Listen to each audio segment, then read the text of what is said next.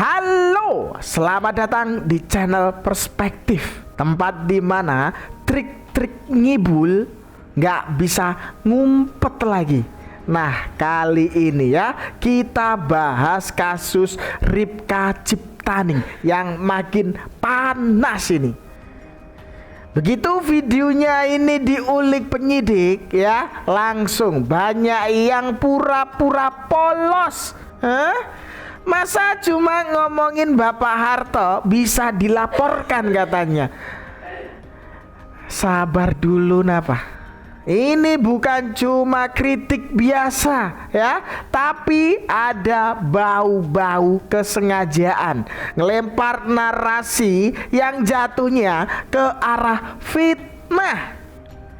Jadi pertanyaannya bukan lagi Ripka Ciptaning dikriminalisasi atau enggak, tapi lebih ke ya, ucapan Ripka Ciptaning ini masih kritik atau udah lewat batas ya, jadi tuduhan ngawur.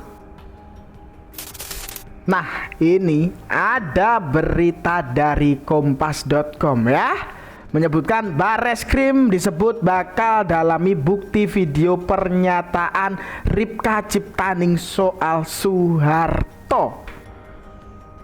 Ya, ini loh ya, Bareskrim dalami bukti video Ripka Ciptaning yang tuduh presiden kita kedua Bapak Soeharto adalah pembunuh. Dan ada yang kemudian mempertanyakan, masa gara-gara ngomongin Bapak Harto dilaporkan katanya. Ini bukan soal itu, tapi gimana kalau apa yang dikatakan itu ya pembelokan sejarah. Zaman udah maju, tapi ngomongin Soeharto kok bisa bikin orang dilaporin ke polisi. Ini Jadi loh. Ketua DPP Partai PDIP Ripka Ciptaning dilaporin Aliansi Rakyat Anti Hoaks ke Bareskrim Polri. Penyebabnya yaitu karena Ripka kasih pernyataan yang bilang Soeharto pembunuh jutaan rakyat dan mempertanyakan kelayakan gelar pahlawan yang baru dikasih Presiden Prabowo. Bikin mikir sih, di negara demokrasi ada nggak tokoh yang nggak boleh dikritik? Secara hukum, kasus kayak gini masuk area abu-abu. Biasanya pencemaran nama baik butuh laporan dari korban atau keluarga, tapi laporan ini pakai pasal membuat keonaran. Di sisi lain, pembahasan soal sejarah masa lalu ada banyak versinya. Jadi wajar kalau muncul gesekan antara kebebasan berpendapat, luka sejarah, dan batas hukum. Kasus Ripka Ciptaning bukan soal siapa yang benar atau salah, tapi gimana negara, publik, dan hukum kita memperlakukan kritik terhadap tokoh sejarah, apalagi yang punya jejak politik besar dan kontroversial. Iya sih bener kalau kritik itu penting, tapi harus ada batasan biar arahnya nggak kemana-mana. Menurut lo, kritik terhadap tokoh sejarah, termasuk Soeharto itu wajar atau harus dibatasi? Ada. Cuma gara-gara kritik Bapak Harto dilaporkan. Jangan kejebak soal ya dengan pertanyaan itu. Kritik itu boleh-boleh aja ya, tapi kalau sudah didasari sentimen negatif, apalagi ya sampai pembelokan sejarah, nggak boleh dibenarkan itu. Isu berikutnya ya kita akan merespon tentang Ripka Ciptaning yang begitu sesongongnya mengatakan Pak Jokowi harus minum obat. Sebenarnya yang salah minum obat itu ya sampean itu, Mbak. Dulu kan salah satu orang DPR yang mencak-mencak tidak mau divaksin itu kan sampean kan. Sekarang lagi mengkritik Pak Jokowi. Kalian itu sudah nggak ada artinya apa-apa di mata masyarakat. Makin ngegas kalian ya makin selesai. Nah, benar. Beberapa kali.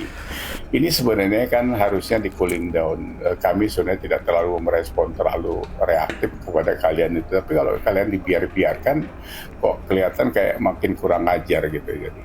Jadi masyarakat ini harus tahu juga mana orang yang sampah, mana yang bisa memegang marwah sebagai bangsa, sebagai orang-orang yang terdidik. Duduk di Senayan digaji rakyat, mewakili rakyat menjadi anggota DPR, tapi kelakuannya kayak apa itu? Kayak ceperan seperti itu. Jadi Anda nggak punya arti apa-apa kok di masyarakat itu. Apa kalau bengok-bengok terus kelihatan lebih wah begitu? Nggak ada. Teriak-teriak. Nggak ada itu. Sekarang itu orang apa ya, cool seperti Pak Jokowi tapi bekerja. Nggak usah kita banding-bandingkan lagi dengan Bu Megawati, nggak ada apa-apanya. Jadi Bu Megawati itu di mata masyarakat juga sekarang makin runtuh pamornya karena sikapnya yang begitu arogan, beberapa hal yang ditabrak secara tidak baik. Kemarin saja waktu Pak Anjahas meninggal dunia kan sebagai mantan presiden, nggak ngelayat cuma ngirim bunga, orang sudah ngukur bahwa dia tidak akan berani ketemu Pak Jokowi atau sungkan atau apa lah, atau gengsinya terlalu tinggi. Tadi juga katanya diundang Perindo katanya dengan syarat tidak harus ketemu Pak Jokowi, Pak SBY dan sebagainya. Itu kok mau bermusuhan terus. Nah iya, baper banget gitu ya. Itu yang Anda tinggalkan sebagai legasi orang-orang yang katanya membanggakan diri, anak proklamator, tapi kerjanya jadi provokator yang tidak baik. Tapi itu sudahlah, itu sifat Anda yang tidak perlu kami contoh, dan anak-anak kami bilang bahwa itu salah satu contoh yang tidak bisa dijadikan contoh gitu. Ya emang ya, Ripka Ciptaning ini salah satu kader dari PDI Perjuangan yang kalau benci kepada orang ya ini suka mentok gitu loh. Seringkali omongan yang keluar dari mulutnya ini ya kasar bener. Ya contohnya waktu dulu Ripka Ciptaning ini menghina dan merendahkan Bapak Jokowi serendah-rendahnya. Waduh, kok bisa ya? Ada Juliadi Batubara, ada Rohmin Dahuri, ada Andren Bisata. Banyak banget ini, bro. A few moments later. Memang Ibu Megawati kita akui sudah menginjak usia sepuh. Beliau sebentar lagi sudah akan menginjak kepala 76 kalau nggak salah. Maka yang dimaksud oleh Ahmad Ali dalam hal ini kalau bicara konteksnya di Indonesia tentu adalah Ibu Megawati Soekarno Putri, dan tentu Ahmad Ali tidak sedang bicara tentang partai politik di luar Indonesia, tetapi di Indonesia. Nah, yang membuat kita merasa tidak nyaman dengan statement Ahmad Ali ini adalah orang tidak ada etika, tidak ada adab, minus attitude bagi kita. Dalam bicara politik kita harus bicara tentang gagasan, bicara tentang substansi perpolitikan kebangsaan, dan tidak masuk kepada ranah fisik. Karena ini bagi kami adalah sebuah penghinaan yang tidak pantas Penghinaan diucapkan oleh gimana? seorang ketua harian partai politik dengan menyebut nenek-nenek. Konotasi nenek-nenek ini kan memang tidak, agak tendensinya negatif. Kita tahan di situ dulu. Sepuh. Oke, kita tahan di situ dulu. Kita ingin dengar suara dari Bang Bestari Barus. Gimana Bang Bestari Barus? Kenapa sih harus menggunakan kata-kata nenek-nenek begitu untuk mengkritisi soal suara publik? Kenapa kemudian membawanya ke Ibu Megawati dengan sebutan nenek-nenek tadi? Apa maksud dari Pak Ahmad Ali? Ya, saya rasa begini ya. Kenapa kok mesti baperan banget gitu? Nah, Ya kalau orang sudah bercucu itu kan nenek-nenek. Gitu. Sama dengan kami juga. Pak Jokowi sudah punya cucu, ya kita sebut kakek-kakek juga. Ada masalah apa dengan kata nenek-nenek dengan kata kakek-kakek? Kan nggak ada masalah. Persoalan pada waktu itu adalah ada pertanyaan doorstop tentang Pak Jokowi yang katanya mau pulang ke Solo. Dibuktikan kok pulang ke Solo. Mau ngurus cucu juga. bentar. Emangnya belakangan ini PDI Perjuangan ini emang gampang banget baper gitu lah. Dikit-dikit baper. Soal nenek-nenek ya PDI Perjuangan ini ya baper banget. Hah? Aduh, emang ya susah. Kalau ya masih kayak gimana ya, mikirin masa lalu terus itu ya susah banget untuk maju gitu loh. Baper terus.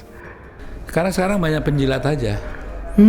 Jadi ya sebetulnya saya juga melihat itu bukan Megawati yang saya harapkan itu Pak. Yang hari ini itu. Iya. Karena terlalu banyak yang membanyakan, salah juga dibilang benar gitu ya. kurang baik dibilang sangat hebat, itu kan jadi kacau kan ya. Banyak penjilat lah. Itu yang sangat disayangkan. Ya. Dan saya kecenderungan Mbak Mega aja menikmati juga sudah kelihatan ya. Sehingga sebetulnya itu racun semua. Cuman saya bilang ya wis tak enten nih, kapan Mbak nek wis. Ya. Nanti pada saat kau Mega ya, pada saat kau sendiri dalam kesepian di sebuah ruangan yang hanya terlihat di sekelilingmu lampu yang temaram, nanti kamu akan bertanya, siapa sesungguhnya kawanmu yang sebenarnya? Siapa sebenarnya kawan sejati seperjuangan? Gitu kan? Dan siapa orang-orang yang sebetulnya betul-betul menjaga dan mencintai kamu gitu ya? Itu nanti kok, itu biasa itu. Itu nanti akan ada proses itu menurut. Gak apa. Ya, ini ada Eros Jarot yang menyebutkan Megawati sekarang ini tersesat gitu ya. Banyak pembisik busuk di sekelilingnya. Waduh. Nggak tahu ini yang dimaksud Eros Jarot ini siapa. Ya kalau kalian ada yang tahu ya, coba tulis pendapat kalian di kolom komentar ya. Jangan lupa subscribe channel Perspektif. Dan jangan lupa juga share video ini ke grup-grup WhatsApp atau yang lainnya itu ya. Dan kita lanjutkan saja video berikutnya. Tidak heran kalau misalnya Ibu Mega bisa punya sikap politik yang salah atau langkah-langkah politik yang salah kalau informasi yang dikasih adalah sampah semua. Sekjen, saya prihatin, ya beliau sebagai sekjen partai besar, kok kualitasnya begitu gitu loh. Iya buruk.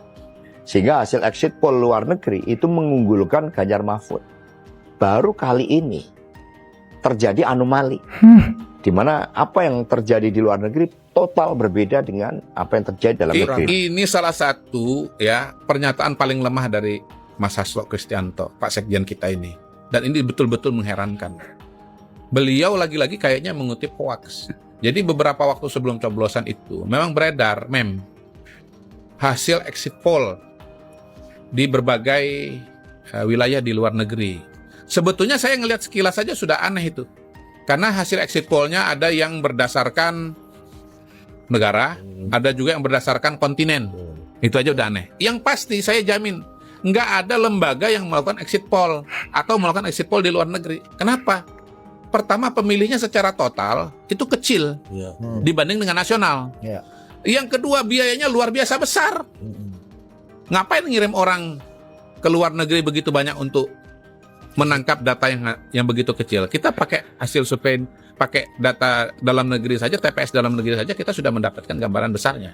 Luar negeri ini nggak akan mengubah apa-apa. Nggak akan mengubah ya. Jadi karena berapa nih? Total ya, ini saya bacain ya. Total hasil hitung suara 128 PPLN, Panitia Pemungutan Luar Negeri ya. Ini real count nih?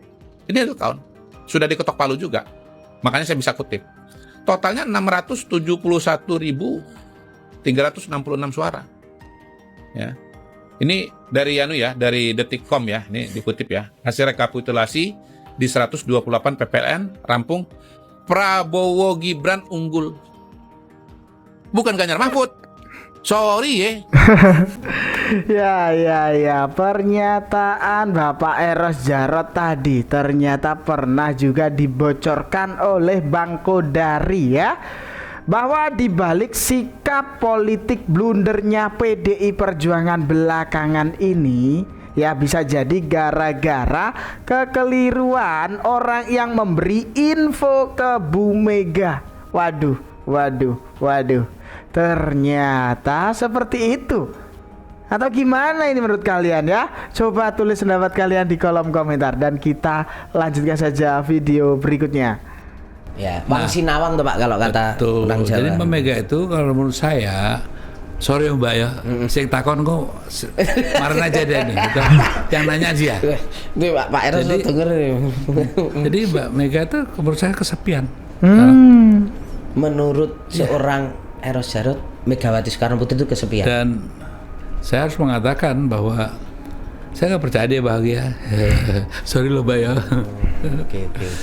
So, dulu dia biasa sama saya makan di pinggir jalan tuh, ya. Nah, dia suka aja sop kambing itu ya. Mbak bisa gak sekarang? Nggak bisa kan? Mau kencing aja dikawal. Apalagi makan gituan. Iya. Nggak bisa. Jadi sebetulnya. Tapi justru kadang gitu nggak sih Pak Eros, makin tinggi kadang memang orang tuh makin kesepian nggak sih? Kan itu alamiah aja. Tergantung kok. Kenapa saya di bidang musisi kan harusnya kan saya sudah bisa lah Mandito tuh ya. Di film juga saya nggak mau. Saya tidak akan pernah duduk di puncak. Kenapa? Karena suatu tempat yang harus berani kamu ambil konsekuensinya, kesepian. Dan saya orang yang nggak bisa kesepian. Sehingga ya jadi di tengah-tengah aja, biasa-biasa aja gitu. Ya, mediocre nyantai gitu ya Pak. Tapi nggak kesepian. Tapi Bu Mega menurut Pak Eros sih kesepian ya. Kalau menurut saya? Ya menurut Pak Eros. Nanti nggak tahu bener apa enggaknya lu Pak Eros lu ini. Saya yang bilang. Ya. Ya, ini ada pengakuan dari Bapak Eros ya, kalau Bu Megawati Soekarno Putri saat ini lagi kesepian dan tidak bahagia. Waduh, kalau sudah seperti ini gimana ini menurut kalian?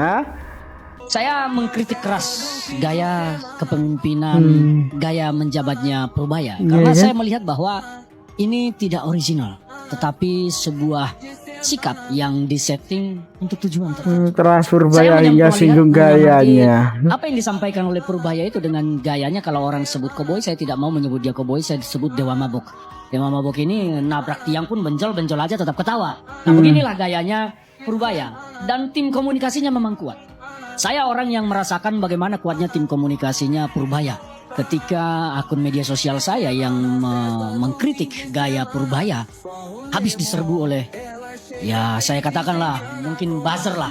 Ribuan itu yang menyerang saya melalui DM. Tapi oke, tidak masalah. Kita kembali kepada soal Purbaya. Saya melihat begini. Purbaya ini kalau kita melihat kebijakannya, bagi saya yang tidak punya basic ilmu ekonomi, itu terlalu cetek untuk mengatasi persoalan yang sungguh sangat dalam. Bagi saya ya, saya tidak memiliki latar belakang ekonomi, saya hanya punya latar belakang hukum. Ya kalau sudah tahu seperti itu nggak usah lah banyak bacot gitu ya Bapak ya. Ini salah satu kader dari PDI Perjuangan, Ferdinand. Lah kok bisa-bisanya ya kayak merendahkan Bapak Purbaya ini. Kok suka banget gitu loh. Ya bikin gaduh ya kan, sok-sokan merasa dirinya ya paling bener gitu. Kok suka banget gitu loh ngerecokin pemerintah ini. Jangan ganggu Menteri Keuangan terus. Karena Menteri Keuangan itu bertanggung jawab pada saya. Waktu saya Menteri Pertahanan, selalu saya dibatasi oleh Menteri Keuangan.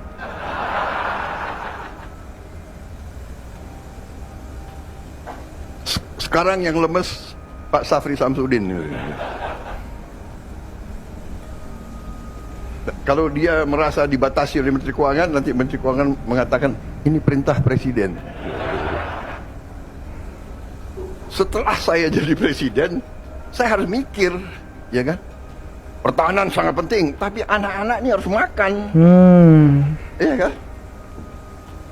Guru-guru gajinya harus diperbaiki. Hakim-hakim harus segera dibikin rumah-rumah dinas yang layak. Ya. Intinya ya PDI Perjuangan ini jangan sampai ya membuat Bapak Prabowo Subianto ini marah. Ya kan tahu sendiri emang PDI Perjuangan sekarang ini kayak ngerecokin pemerintahan terus-terusan gitu loh ya. Apalagi ini ada ya tadi loh ya Ripka Ciptaning yang kayak menuduh presiden kita kedua Bapak Soeharto ini seorang pembunuh, ya kan? Begitu videonya ini diulik penyidik langsung gitu loh. Banyak yang pura-pura polos. Masa cuma ngomongin Presiden Soeharto bisa dilaporkan? Aduh. Itu bukan cuma kritik, ya itu bisa jadi fitnah. Aduh, gimana ini menurut kalian? Gimana coba kalau sudah seperti ini? Tulis pendapat kalian di kolom komentar ya. Dan itu tadi sedikit informasi yang dapat saya sampaikan dalam video kali ini. Jangan lupa subscribe channel Perspektif. Dan jangan lupa juga share video ini ke grup-grup WhatsApp atau yang lainnya itu. Ada kurang lebihnya saya mohon maaf ya. Sekian dari saya. Terima kasih.